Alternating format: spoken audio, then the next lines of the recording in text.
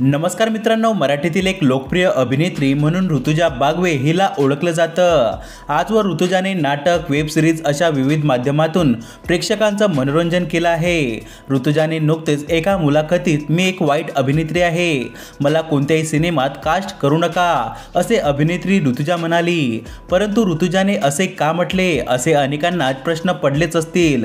ऋतुजाने नुकतीच विजोट कंपनी या यूट्यूब चॅनलच्या पॉडकास्टमध्ये सहभागी झाली होती। त्यावेळी मुलाखतकाराने ऋतुजाला विचारलं की मराठी निर्मात्यांना तू काय संदेश देशील।